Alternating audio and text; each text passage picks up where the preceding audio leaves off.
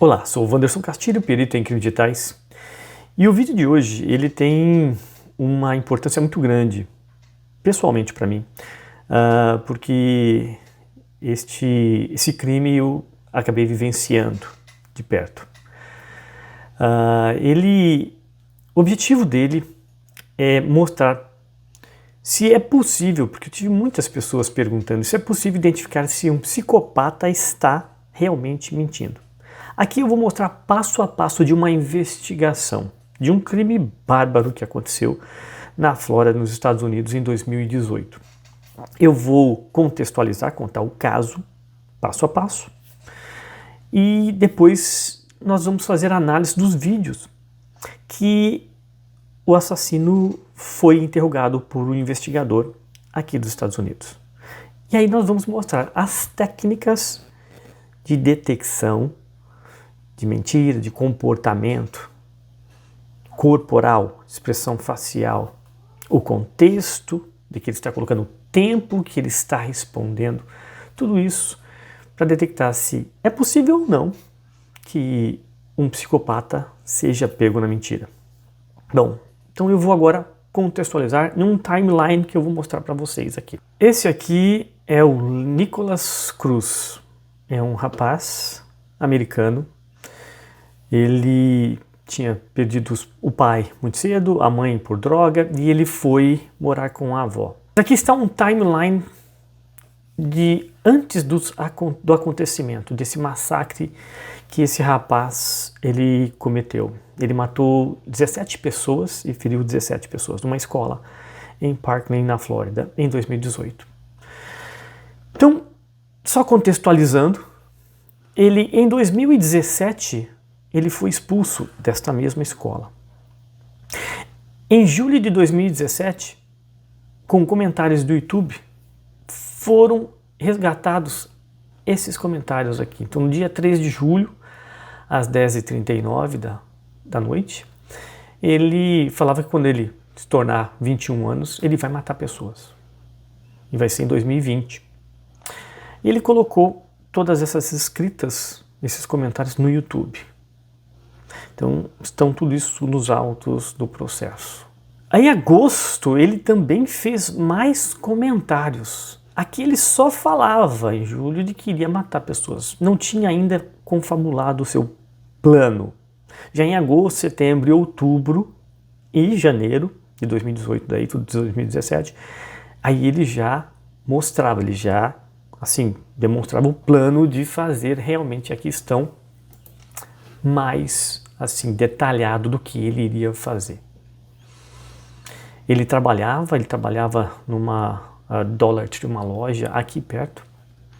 E aqui ele falava, ó, não adianta esconder, eu vou matar um monte de pessoas, eu quero matar humanos.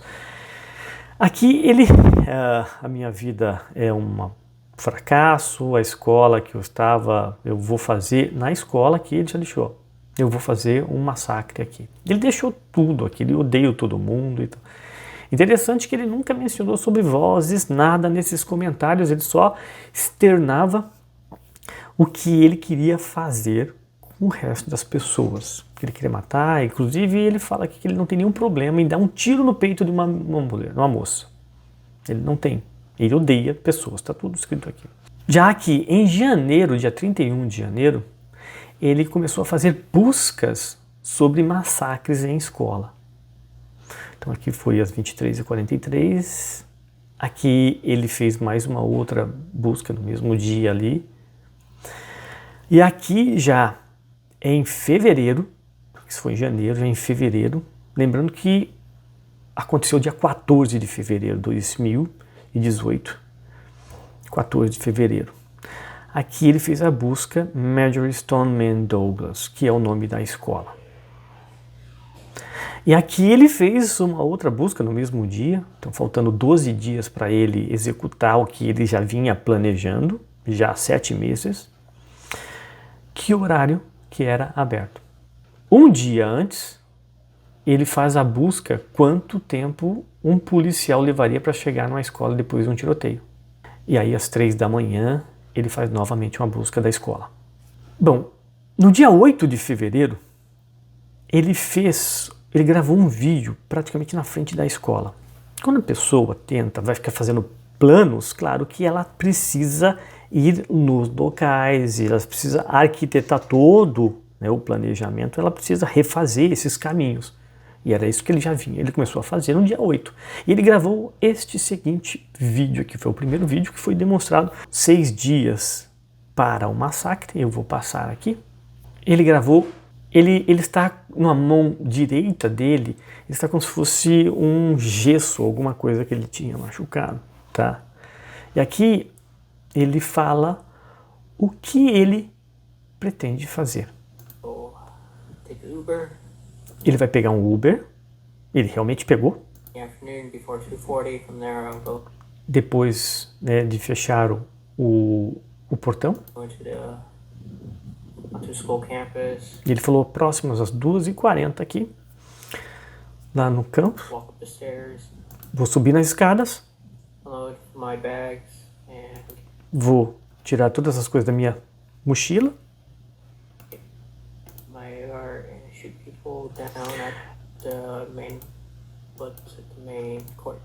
E aí eu vou tirar minha AR, ou seja, meu fuzil, R15, e eu vou começar a atirar em todo mundo ali.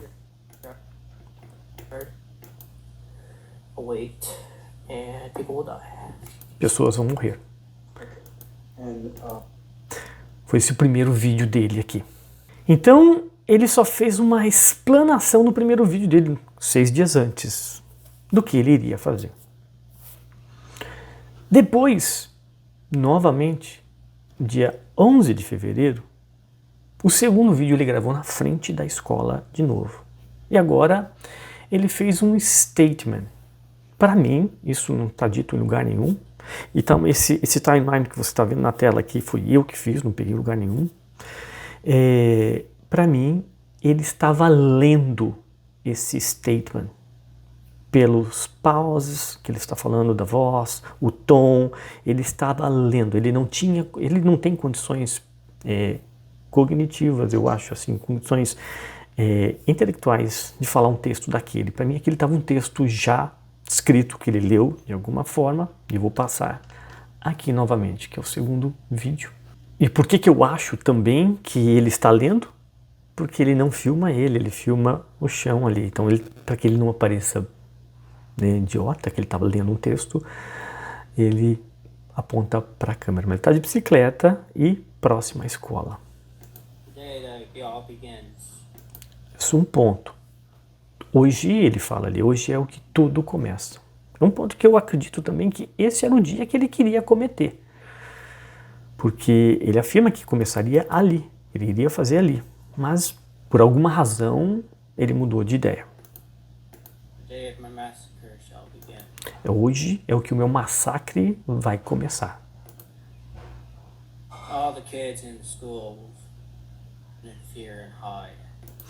Todas as crianças da escola têm que ter medo. E vai ter que ter medo do meu AR-15.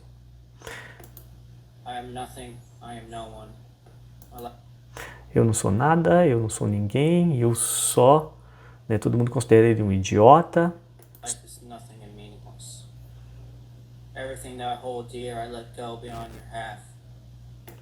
Tudo que aconteceu, ele está considerando que é culpa dos outros. Aqui ele faz esse statement jogando a culpa no mundo. Né? Que o mundo que é o culpado por todas as coisas que aconteceu, as pessoas que ele perdeu, ele foi expulso porque ele brigava bastante, era segregado. Normalmente esse tipo de gente diz que sofre bullying, mas eles são os bulliers, eles que mais, né, atacam os outros. A culpa é do mundo. E saiba que, na verdade, você é que faz o mundo ser melhor, não é o mundo. O mundo, ele é o que ele é.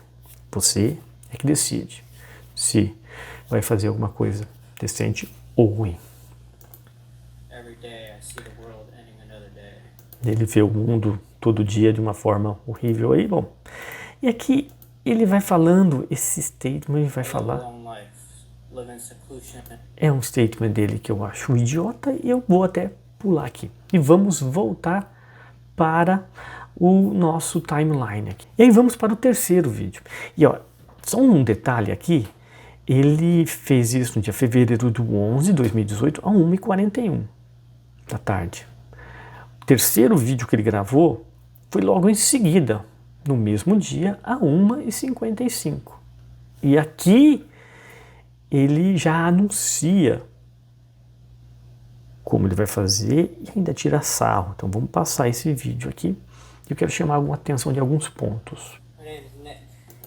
Aqui ele se apresenta. Ou seja, ele já vem escrevendo na internet, em comentários, o que ele iria fazer, ele já vem fazendo, vem alertando. Algumas pessoas alertavam sobre isso para a polícia também, mas a polícia falou que ele não fez nada até agora, não tem o que fazer. Veja que ele está de boné. Quase 98% dos criminosos em reações que estão cometendo crimes estão usando algum tipo de disfarce ou boné. A recíproca não é verdadeira, não é que todo mundo que está usando boné, né, é suspeito. Não. Todo o suspeito que está cometendo crime está usando boné. Então vai aqui uma dica: se você está num momento e que está acontecendo algum ataque, algum crime, alguma coisa, e você está perto de boné, eu recomendo você atirar, porque senão você pode ser confundido com um suspeito. Então é melhor fazer isso. É só uma dica, tá? E esta semelhança com todos os outros criminosos que estão cometendo alguma coisa, estão usando bonés. Então aqui ele se apresenta. Então ele já mostra um certo narcisismo dele, ele quer que o mundo saiba que o mundo foi ruim com ele, é por isso que ele estava fazendo tudo isso. Eu estou contando isso porque vai ter uma relevância na frente da nossa investigação ali, para a detecção da mentira, ok?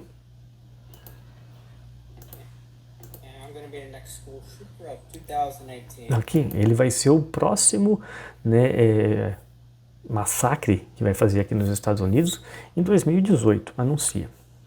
Lembrando que esse vídeo é gravado em 11 de fevereiro e aconteceu dia 14 de fevereiro, tá?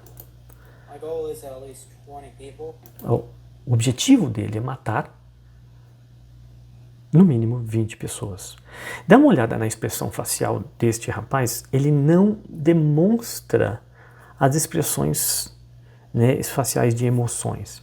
Ele tem isso bem, assim, escondido nele, que é uma das características de não ter empatia de um psicopata.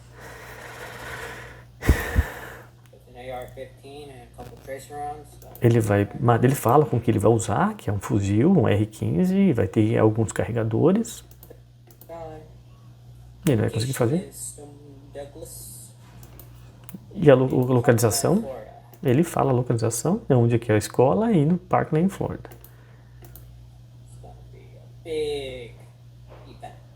Vai ser um grande evento, né? De novo, sem esboçar emoção nas suas expressões ali.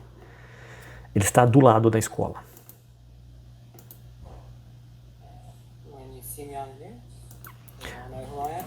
Quando me ver no noticiário, você vai saber quem eu sou. De novo, expressando todo o seu narcisismo em cima disso daí, né? O que ele quer é ser famoso. Tá? Não ouvimos nada sobre vozes, sobre nada aqui, né?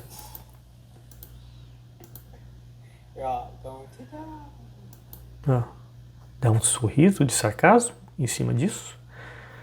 É uma primeira sinal de emoção que ele colocou. E ficou nisso. Tira um sarro ainda.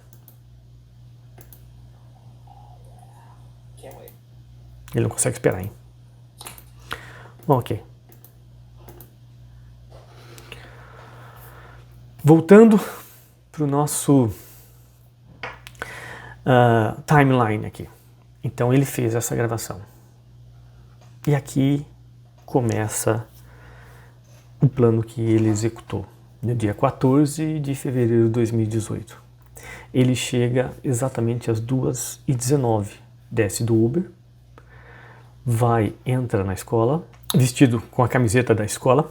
Ele executa exatamente o que ele tinha falado. Ele entra no campus, vai até o prédio de freshmen, onde eram os novatos, vai embaixo da escada e tira o seu R15 e começa a matar. Nos 2 primeiros minutos, ele mata 11 pessoas e fere 13. Aí ele sobe para o segundo e em apenas quase 45 segundos ele mata mais 6 pessoas e 4 ficam feridos. No momento que ele entrou, ele encontrou um rapaz e um rapaz reconheceu ele. E ele falou pro cara, um rapaz, sai que a coisa vai ficar feia. Esse rapaz saiu correndo e falou para logo em seguida que saiu do prédio, dizer, olha, o Nicholas está ali, parece que ele está com arma. O coach, que era um dos treinadores que estavam ali junto com um segurança, falou, vou lá ver, você foge. Quando ele chegou lá, ele matou esses 2. E aí matou todos ali.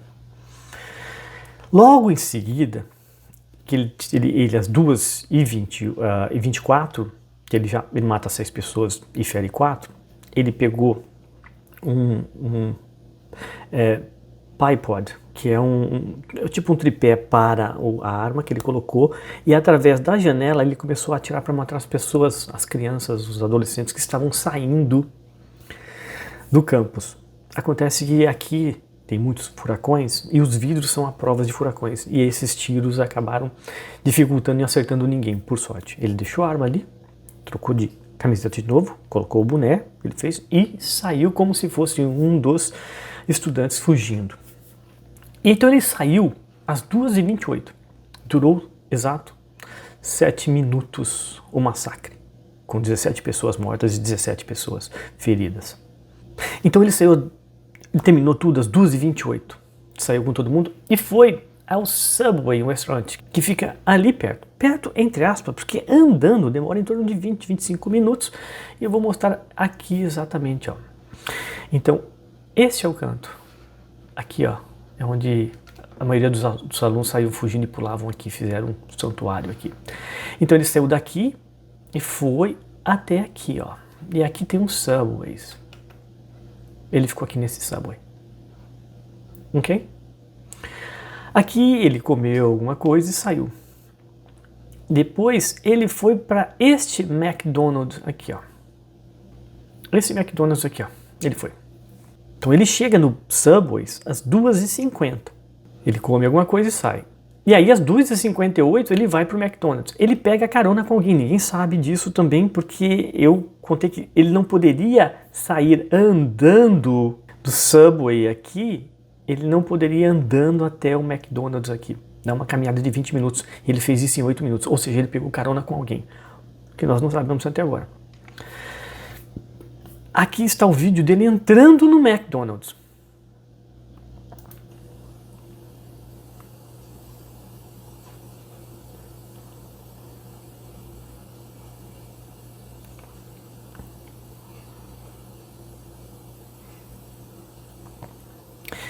Esse rapaz aqui, ele tinha saído da escola por causa do tiroteio. A irmã dele ficou presa dentro lá da escola com o tiroteio. Ele não sabia, ele tentava ligar para a irmã e não conseguia, estava falando com a mãe. E ele estava aqui nervoso, esperando alguma informação da irmã e da mãe. A mãe falava, espera que eu vou buscar vocês. E não consigo falar com a tua irmã. Nisso entra o Nicholas. Ele vai direto, por alguma razão, ele está tomando alguma coisa. Ele vem e senta do lado deste rapaz e começa a conversar com ele. Detalhes, minutos atrás Nicholas tinha alvejado a sua irmã no peito. Por sorte ela não morreu. E eles conversam por um tempo ali, perguntam será que aconteceu e tudo. O Nicholas inclusive pede carona para ele. E ele fica conversando com um small talking, né? Besteira qualquer.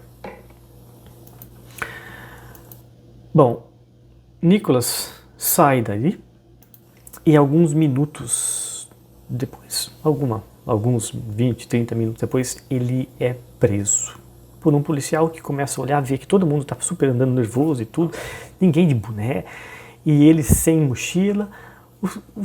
O policial olha, será que é esse cara que eu estou procurando? Para ele e faz a prisão. E aqui vem a filmagem da prisão do Nicholas. Esse é o ponto mais interessante. Então, aqui está a prisão aqui, ó. Mas a primeira coisa com que o Nicholas fala quando ele me conta o que aconteceu, o Nicholas fala vozes. Cara, vozes, que eu estou ouvindo vozes. Bom, aqui já é um primeiro ponto que a gente, quando você vai confrontar com alguém, alguém já te dá a justificativa de alguma coisa que nem você perguntou, só perguntou, fez aberto, aí o que aconteceu aí?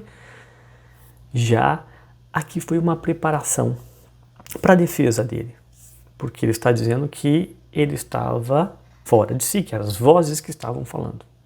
Isso exclui ele de uma pena de morte, se for comprovado que ele realmente não estava em si, nas suas faculdades mentais. Aqui, ó. Ó, o que está acontecendo aí, meu amigo? O policial pergunta, ao que ele fala? Ó, demônios. Demônios, cara. Voices. Demônios e voices. Voices and demons. Ó, agora ele começa a olhar para lá. Até então ele não tinha, nós tínhamos filmagem dele, ele não tinha nada disso aqui de olhando. Agora virou voices, ele já começa a fazer essas doideiras de olhar para cima e tudo.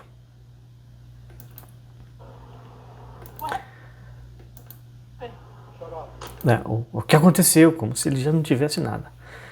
Para quem já vem planejando há 7 meses, detalhadamente o que vai fazer e tudo, e é o primeiro momento que ele já é pego, 30 minutos após, ele já coloca que são os demônios e as vozes. Então vamos guardar isso aqui porque é agora que começa a análise que vocês vão ver aqui. Ele foi, depois disso aqui, ele foi pego, levado até o hospital, feito o corpo de delito, saber se ele estava machucado ou alguma outra coisa, e levado a uma sala de investigação. Entenda que foi um investigador fazer o interrogatório dele. O objetivo deste investigador não é descobrir o que aconteceu, ele já sabe de tudo, já está comprovado, tem testemunhas, tem filmagens, tem tudo, o DNA dele, a impressão digital, tem tudo dele já na arma, então não tinha nenhum problema quanto a isso. Então por que interrogá-lo, certo? Por 2 motivos. Primeiro, necessita-se saber da motivação. Qual foi a razão de ele ter feito disso verdadeira? E o segundo existiam outros comparsas, tinham mais pessoas juntos? Por isso, a necessidade de pôr esta pessoa em um interrogatório. E aqui está, e como a verdade precisa aparecer, tem que ver alguém com técnicas de interrogatório, de análise de comportamento, não só corporal, expressão facial, mas também na cronologia e também na sua metodologia das respostas, o que ele faz. E o suspeito é colocado numa sala já monitorada. Então vamos ver a chegada. Então aqui ele foi levado para interrogatório, foi deixado dentro dessa sala e o policial assim tirou as algemas dos pés, algemou ele ali embaixo. Ele tirado aqui, ele mexe com as mãos, lembra que ele tinha um gesso e tudo ali, né? Então, no princípio estava como se estivesse dormente por causa das algemas, tá? E aqui acho interessante quando ele é colocado sozinho na sala, fechado a porta, aqui vai acontecer, vou colocar o barulho, no exato momento que a maçaneta fechou, veja a reação dele.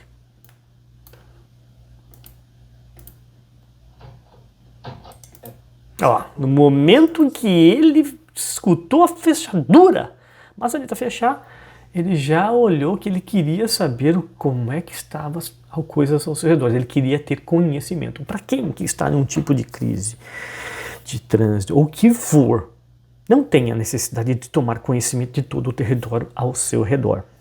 E assim, logo em seguida, o que ele faz são movimentos, né, de questões de suicídio, de arma e tudo.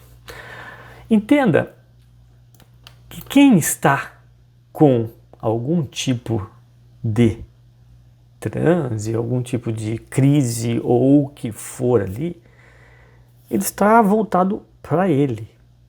Ele não precisa fazer nenhum papel de ação, de demonstrar, né, de fazer uma atuação do seu comportamento corporal para a câmera, porque é isso que ele faz agora.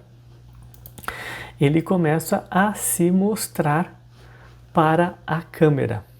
Então agora ele começa, depois de ter tomado conhecimento do seu ambiente ao redor, que tem uma câmera monitorando, olhando, e aí ele começa agora a encenar, mostrando como se tivesse reações suicidas como arma. Ele é canhoteiro. E aí ele olha e começa a fazer. Entenda que os movimentos de atirar, eles não são sincronizados. Quando os nossos movimentos são verdadeiros, eles são sincronizados. Quando você está falando, você se lembra também do Bill Clinton falando, eu não tive relações, eu não fiz, não batia com o que ele falava. E a mesma coisa, os movimentos que ele faz não batem com os movimentos naturais do braço e com o corpo.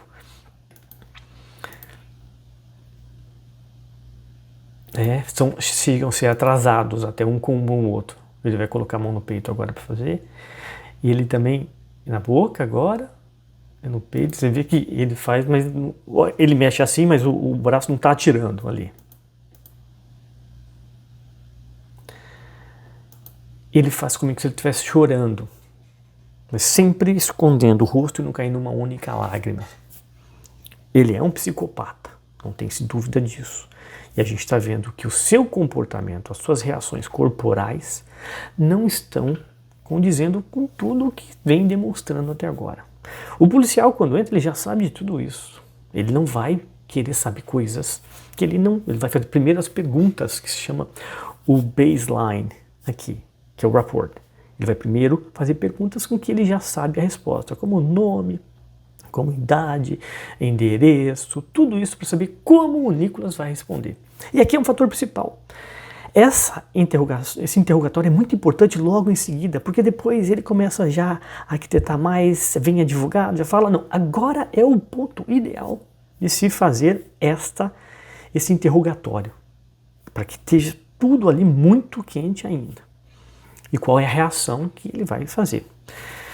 Entenda que quando, você vai ver agora, o investigador entrou já muita experiência na técnica da mentira, análise do comportamento, veja que ele não senta na cadeira inteira, ele senta na cadeira próxima. Essa cadeira, uma cadeira está apontada para a outra, não é à toa.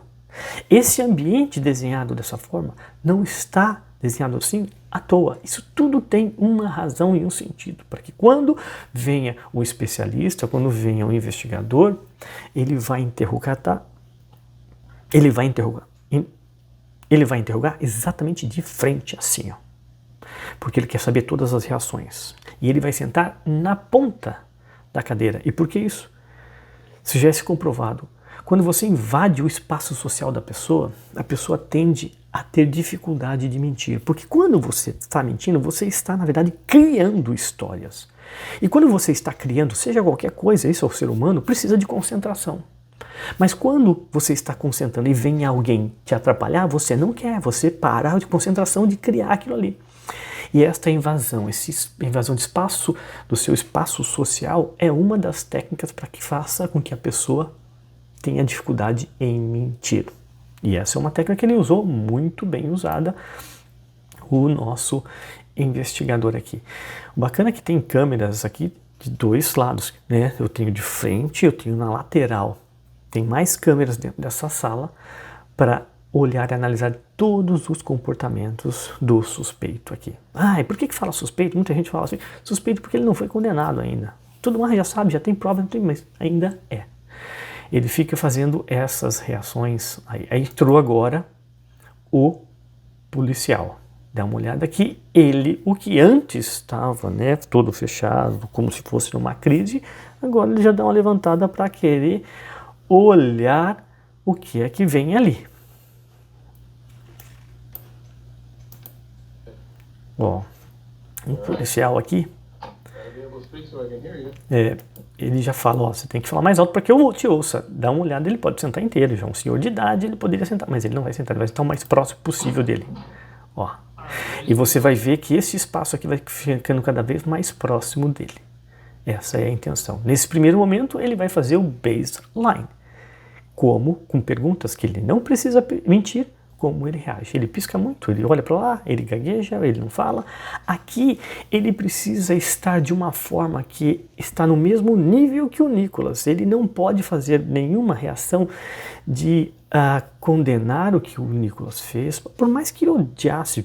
Ele tem que estar numa forma como se fosse, olha, eu estou no mesmo nível que você, e eu não te julgo em nada, nós estamos aqui só para conversar, para entender. A gente está aqui só querendo entender, não quero saber se você fez, não é isso, é só para entender.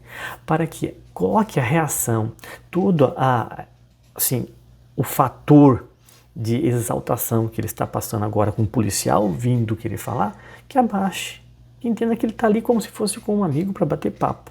Por mais que o ambiente, já toda a reação, não mostre essas reações de chegar, olha, eu sou aqui, eu estou falando, sou teu amigo, vamos, aqui é uma água.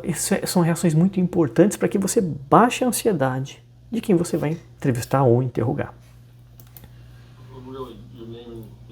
Ele pergunta o nome, a idade, a data de nascimento, endereço, seu primeiro nome. Aí, aqui é o sentido que o Nicholas, de novo, entrou no programa de atuar, como se ele estivesse, né, num transe. Porque ele não foi medicado, ele não estava com drogas, já tinha feito todo o exame. Todo o exame dele, ele já sabia ali. O policial, quando já chegou, já sabia tudo isso. Mas ele ainda fazendo essa interpretação, atuando como se fosse uma pessoa doente. Este é o momento mais importante de extrair dele o máximo de coisas possíveis, antes que ele venha a criar mais coisas. Quanto mais tempo tem, abaixa a ansiedade, mais planejamento eu tenho, inclusive para colocar pessoas no meio, fazer tudo. Isso torna a investigação mais difícil ainda. Aqui, ó. Aí o policial ainda faz algumas perguntas para saber se ele está ciente de tudo que está acontecendo.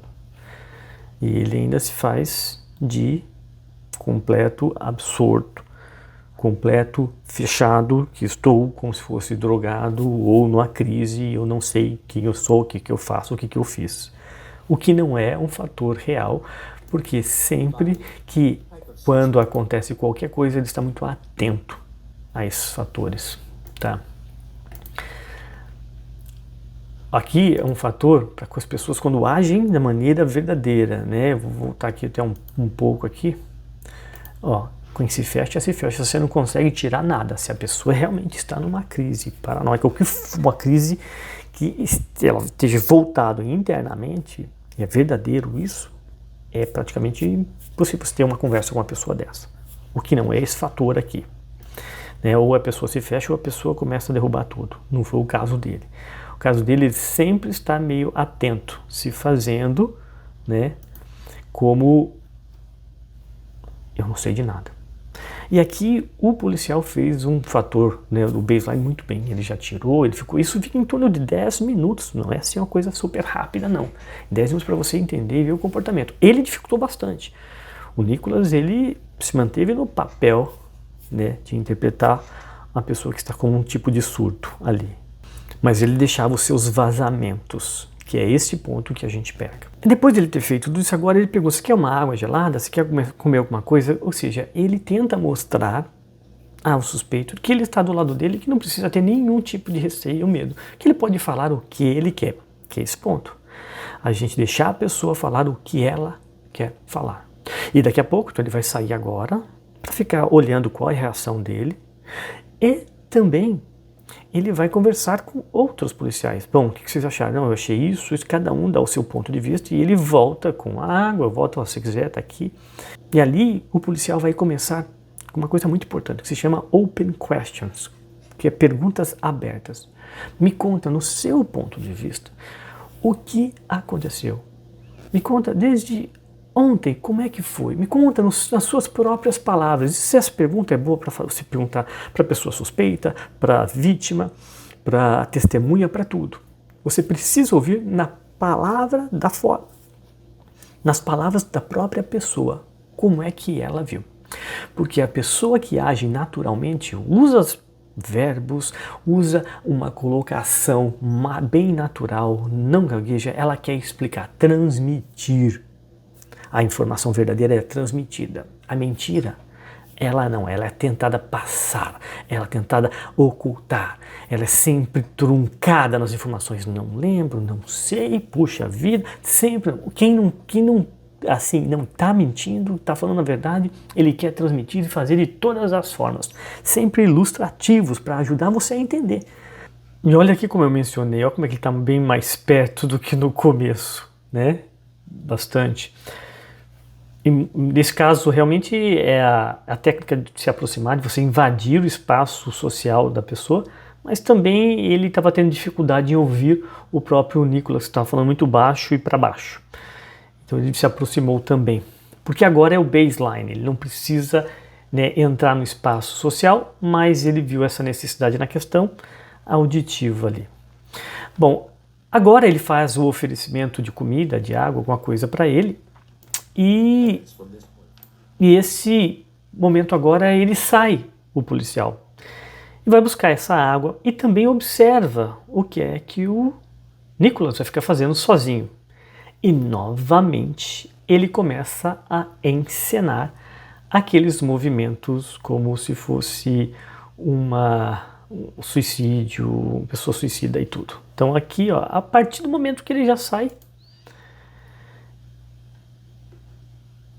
ele levanta.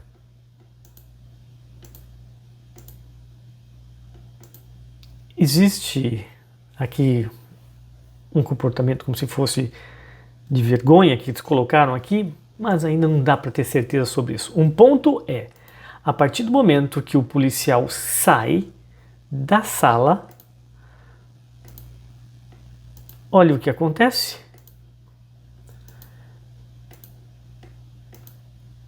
Ele já muda, já de comportamento, e ele começa a encenar para a câmera. Grande indicativo, já que ele, em nenhum momento ali, ele fica passando estas informações para, tá aí, ó, né, para a câmera. Aqui ele sozinho, que ele faz, é uma encenação, sem dúvida nenhuma, e muito ruim, encenação péssima. Ele começa a fazer que estivesse mordendo, se mutilando e tudo. De novo, encenando, porque nenhuma das marcas ali realmente machuca ou qualquer outro ponto. Ele faz tudo isso como uma forma de encenação, sem dúvida nenhuma.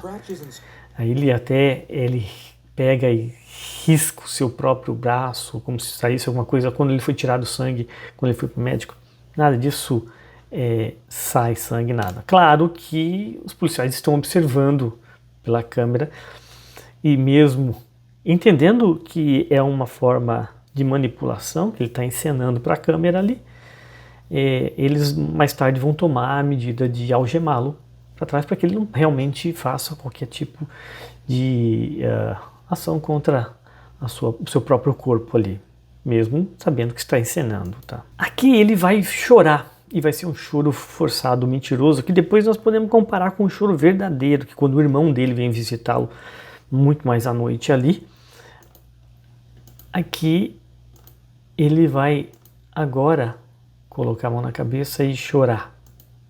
Aqui está o choro dele falso.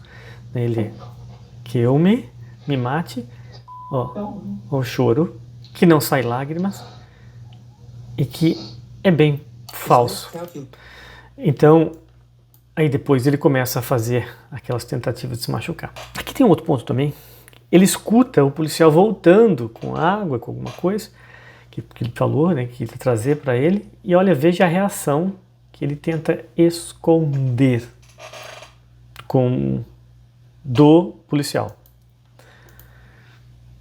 Até então ele estava tentando se morder e tudo. Quando ele escuta o barulho, ele tenta esconder o que ele estava querendo se machucar e tudo, contradiz exatamente ele escondendo, e você olha e veja que não tinha nenhuma marca, nada. Para quem estava num estado catatônico antes, totalmente fechado, está bem ativo, né?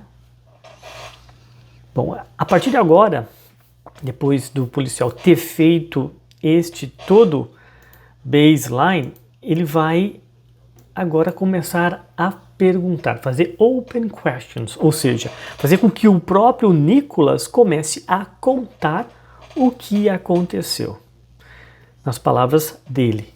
Porque, como eu falei, isso é interessante que você vai ver o posicionamento da pessoa, como é que ela vai se comportar, ela dizendo o que aconteceu. E depois existe o confronto, depois de tudo isso, o policial ter ouvido ele falado e tal, e aí começa a ser os confrontos e as acusações. E você vai ver a reação completamente diferente. Muda muito. Porque é muito fácil quando você faz essas mesmas técnicas com uma pessoa inocente.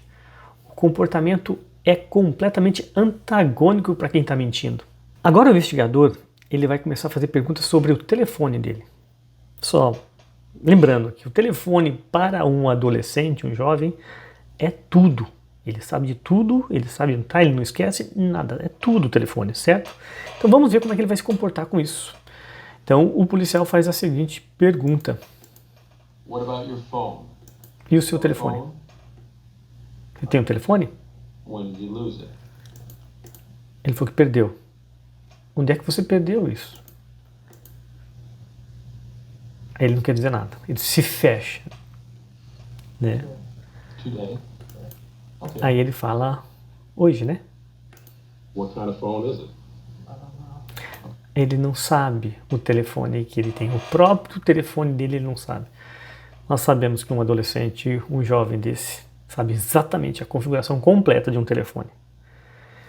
Ou seja, para que momentos ele tem de lucidez e tudo, e você vai ver que vai aumentar ainda mais quando começar as perguntas em cima dos acontecimentos. É muito interessante a mudança de comportamento. O detetive que sabe, né, que todo jovem sabe da configuração, ele pergunta que tipo que é. É o que abre, é um iPhone, é um Android, Samsung. né? Ó, Samsung. It's a phone. É um fone, é um telefone. Qual que é o número? Pronto, volta-se ao momento catatônico. Ele não consegue He will lembrar. now begin to feign a state. Entenda que a forma mais fácil de se mentir é eu dizer eu não vi, eu não sei, eu não lembro. Porque sabemos, a concretização, a fabricação da mentira precisa de uma certa elaboração, de um tempo, de conteúdos, e é sempre em base de algumas verdades.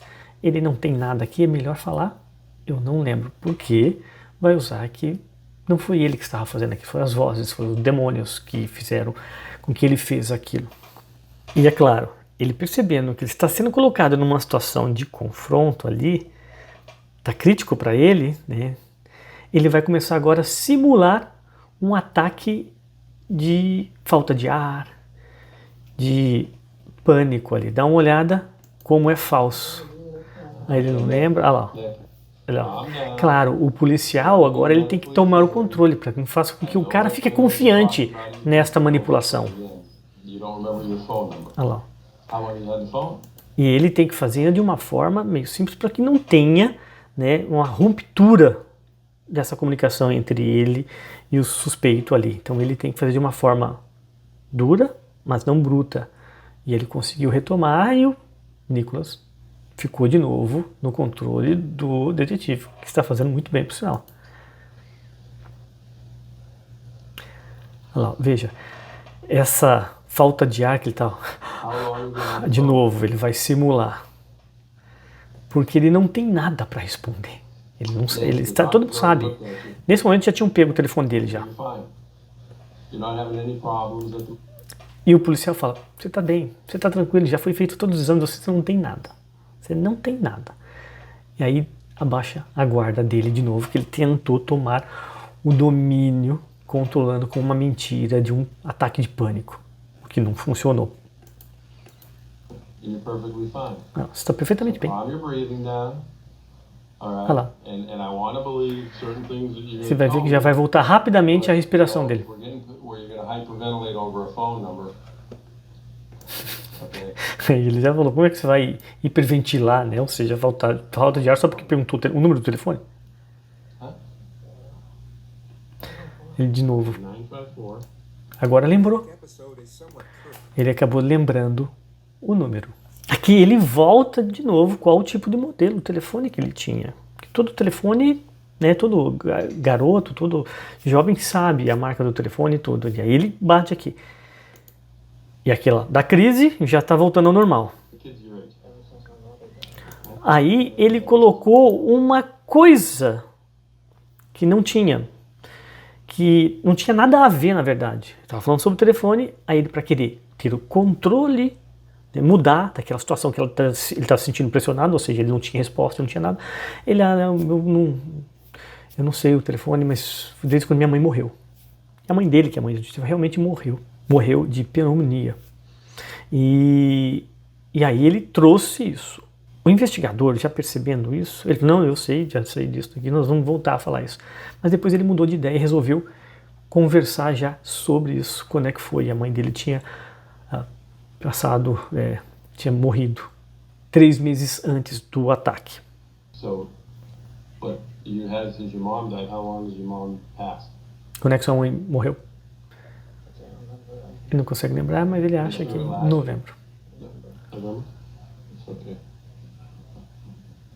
Okay, when your mom passed, were you living with her? What city were you Ele in? morava com a mãe quando a mãe morreu. E aí depois ele foi morar com uns amigos, com a casa de um amigo lá. Não tinha mais ninguém. Agora ele está mais calmo, saiu daquele ponto, né, todo tentando encenar, para uma coisa que ele já falou a verdade e mudou o foco. E aí na conversa ele começa a falar da vida dele, que ele usou droga, que ele usou maconha, Xanax, que ele tentou se matar com bebida.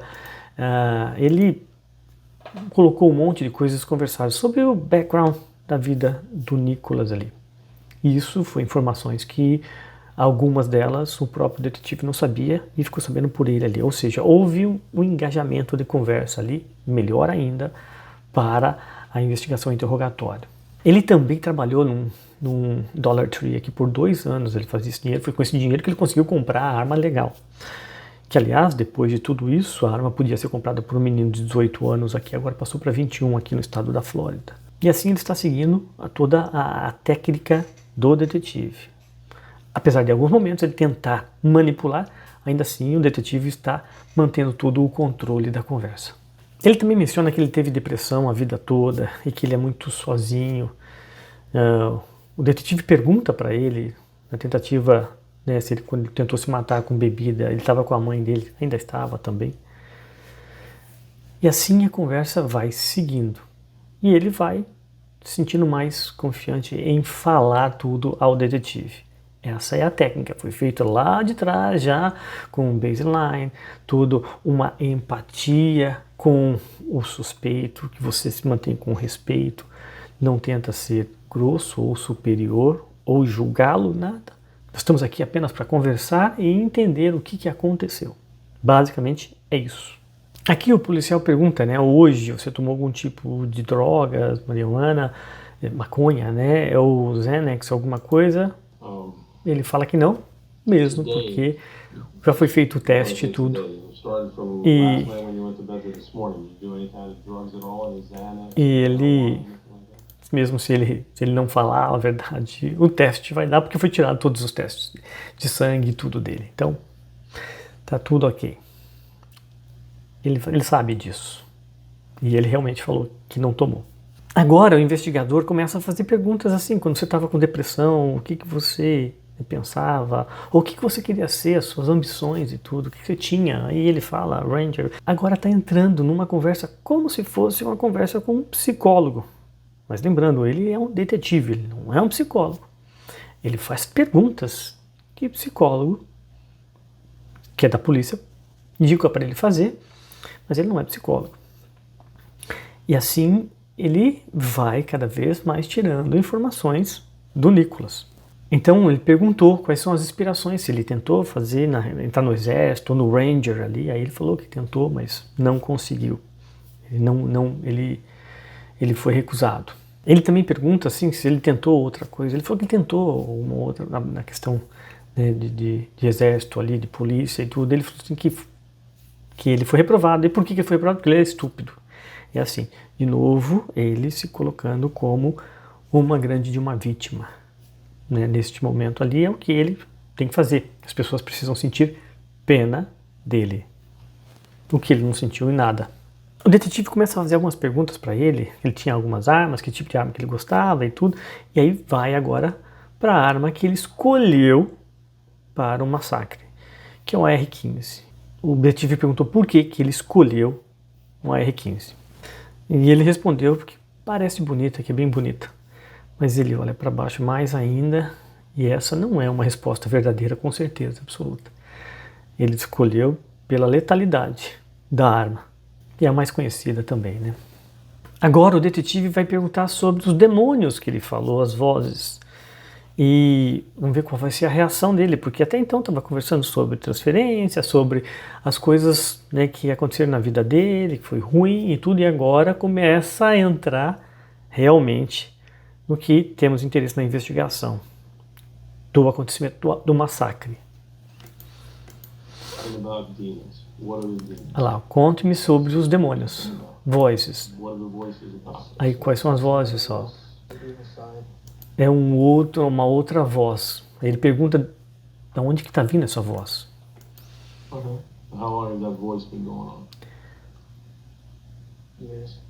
Ele perguntou quanto tempo essas vozes estão acontecendo. Anos. Perguntou se ele já tinha contado para alguém essas vozes. Ele nunca falou para ninguém. O que a voz te diz é para queimar. Matar, destruir. Destruir o quê? Matar o quê? Qualquer coisa. Ele tem qualquer coisa na tua frente? É isso. Entenda que não, assim, uma pessoa que sofre por essas paranoias ditas já por profissionais, por médicos, psiquiatras, psicólogos, psicanalistas, não funciona exatamente desse jeito, sem assim uma lógica, assim, simplesmente é jogada no ar, assim. Tem todo um histórico em cima disso e um padrão em cima disso, né? Perguntar para todos os amigos, nunca ninguém ouviu falar, é muito estranho, apesar do que você já conversa e fala para todo mundo, né, que está com esse tipo de problema, ou que as pessoas percebem que você, né, ouve disso.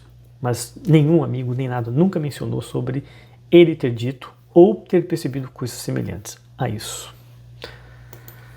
Ele já tinha atacado fogo em coisas aí.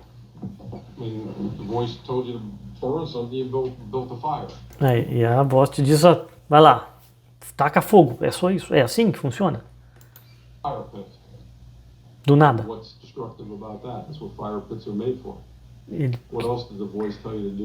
O que mais que a voz te diz para dizer? Matar animais. Ele realmente matou alguns animais e tudo, atirava nos patos, com uma espinhardinha de pressão. Ele diz que era pássaros selvagens, mas não era assim.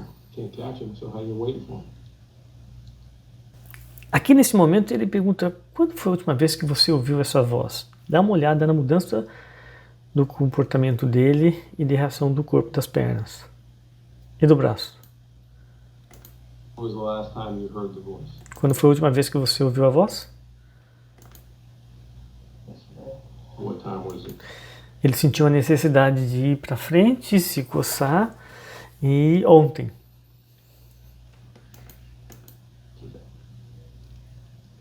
E para fazer o quê? Para matar. Era à noite. Onde é que você estava? No trabalho. O que a voz te disse para fazer? Machucar pessoas. Pergunta interessante que o investigador faz também é qual é a idade da voz? Ele já respondeu na hora. Minha idade. Is there a voice inside you that says, do good things? Tem alguma outra voz, além dessa daqui, que diz para você fazer coisas boas ou só ruins? The detective will now. Então agora já mudou a estratégia do detetive. Agora ele tem que confrontar. Ele já pegou o máximo de informações possíveis, fez perguntas sobre as vozes, fez pergunta de tudo. Agora ele vai confrontar.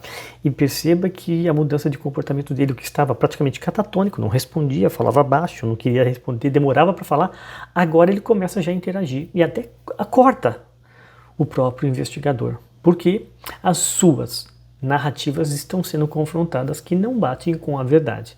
Lembrando, ele tem a personalidade de um psicopata.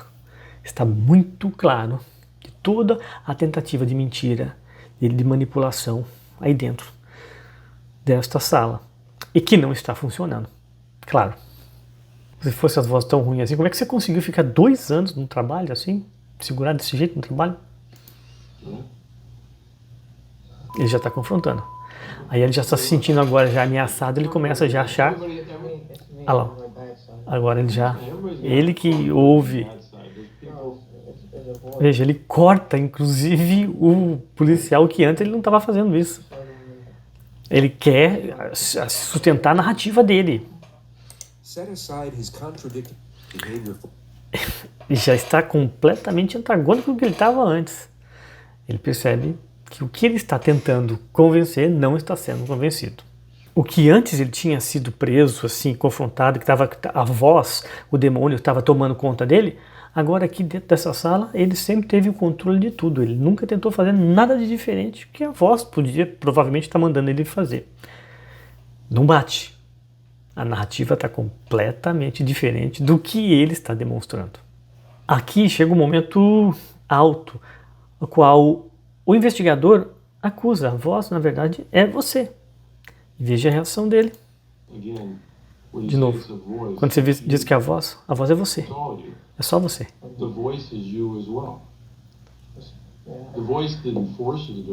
Olha agora o desespero. His rapidly interchanging behavior has not. Ele já quer mudar de qualquer forma ali. Não, ele já mudou, gesticulou completamente diferente do que chegou. E ele diz que tem 2 vozes, a boa e a má, que é semelhante a um cartoon. A ideia que ele está fazendo é de um desenho animado. A voz do bom e a voz do mal. E aí, assim, que eu queria chamar a atenção ele partiu de um momento que era catatônico, um momento de crise, um outro momento de alucinação, para o outro momento completamente argumentativo, que ele argumenta e tudo.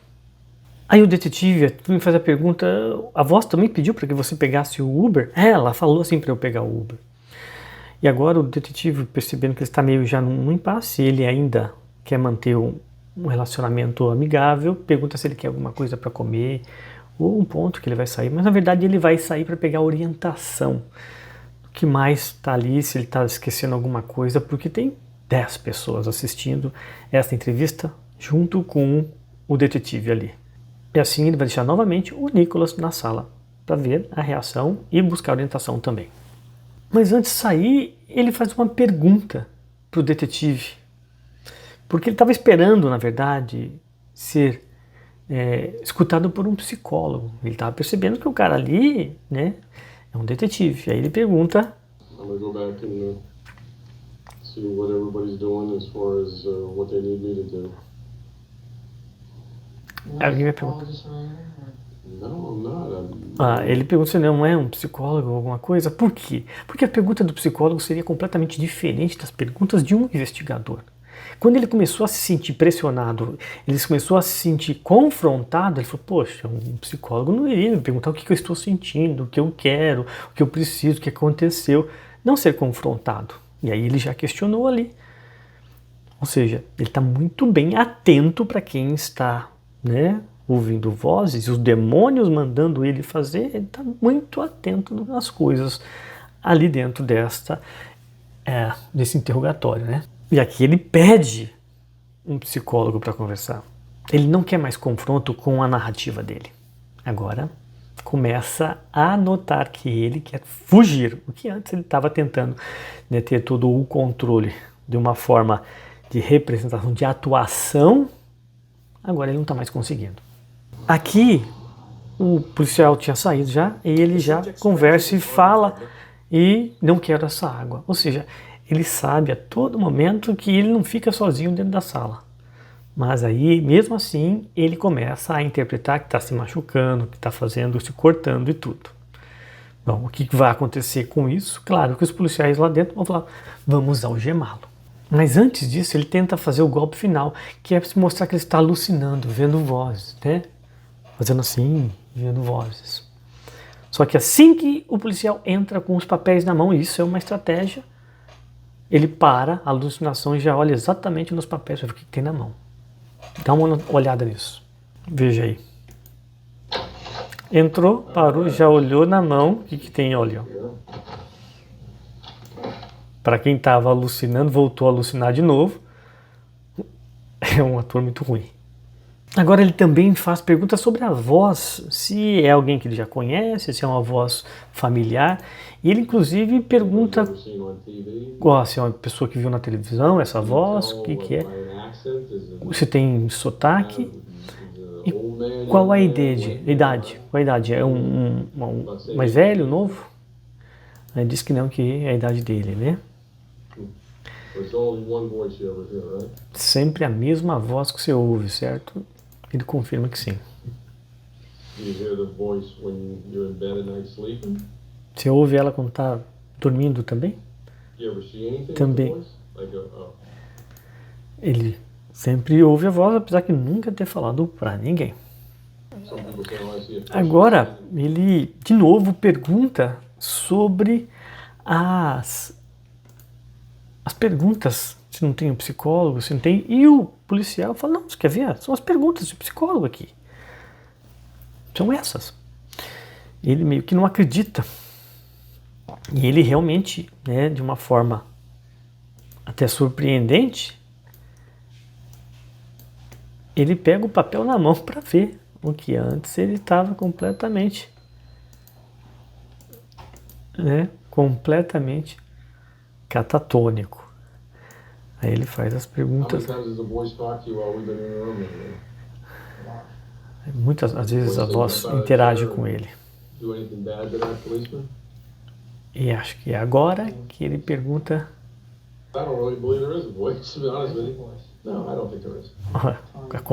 Confrontando o policial, confrontando de novo. Não acho que tem a voz. Não tem voz aí, vai.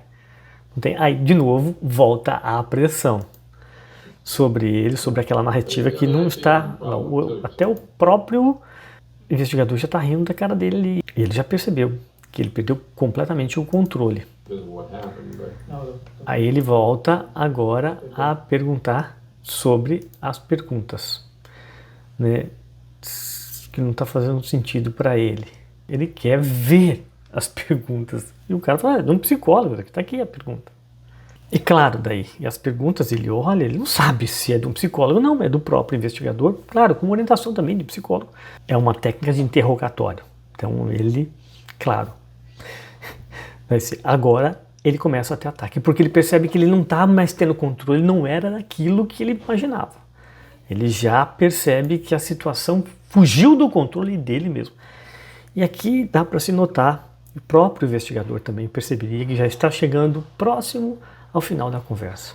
Ele vai tentar pegar algumas coisas, como por exemplo agora perguntar que tipo de música, porque quando ele estava atirando, ele estava ouvindo uma música. E que tipo de música era essa? Ele falou, mentiu, a música que ele estava ouvindo era outra, e como se fosse uma música calma, mas não era, uma música, inclusive, que é uma música aqui bem conhecida nos Estados Unidos, que se refere a tiroteios em escola. Claro, começou já a fugir do controle mais ainda dele, acho que até o ponto que ele não vai querer mais conversar.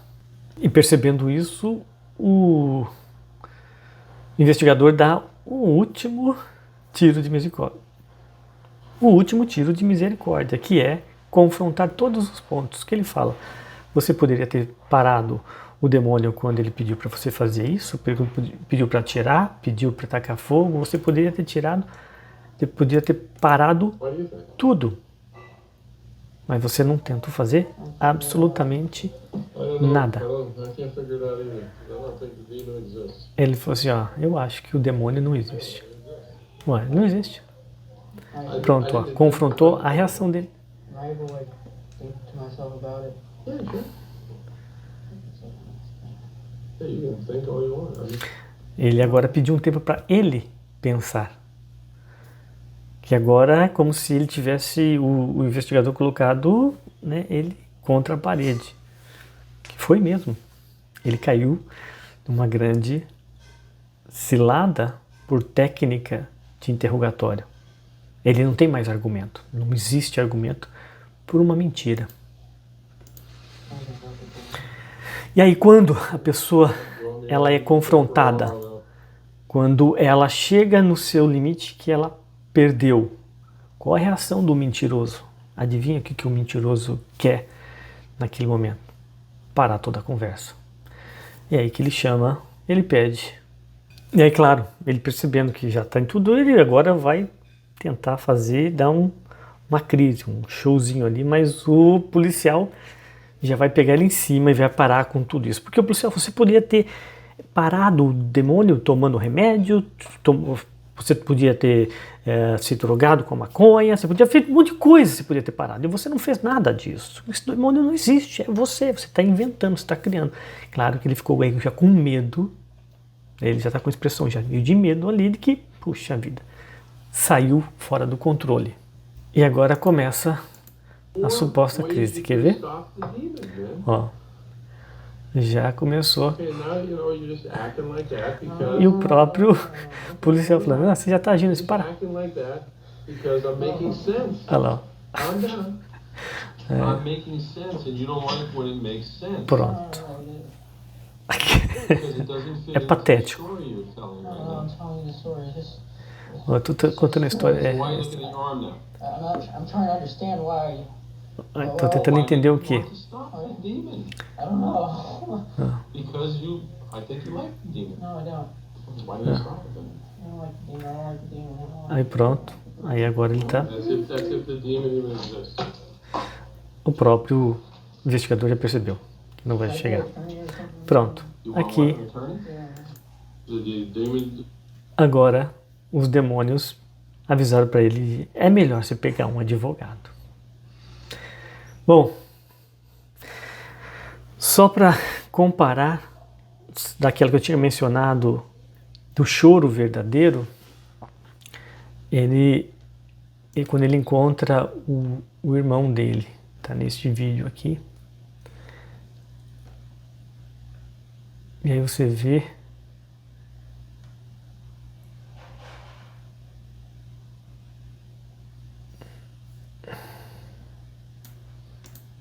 I even cried, dude. I think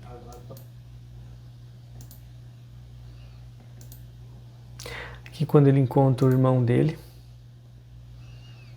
e você vê a reação dele é completamente diferente. I know Esse é um choro verdadeiro. Other people look at me like I'm crazy for even. O próprio investigador I don't care what other people reagiu think. para isso. You're my realmente brother. tá caindo I lágrimas. love you. I want you to. É seu irmão falando que ama ele, que podia parecer que não amava, mas ele amava. Aqui está uma reação de uma emoção verdadeira. O resto foi tudo de uma grande encenação. Espero que vocês tenham gostado, aprendido, que é o início de uma investigação até o final dela. Tem tanta coisa para ser analisado e não é feito por uma pessoa só. E não é feito por uma pessoa só, tem um grupo de pessoas para isso. Não esqueça de deixar o seu like, deixar o seu comentário aqui, eu quero ouvir a tua opinião. Eu quero também pedir a você que se inscreva no canal, aperte o sininho também ali para não esquecer, para ser avisado pelos novos vídeos. E até o próximo vídeo.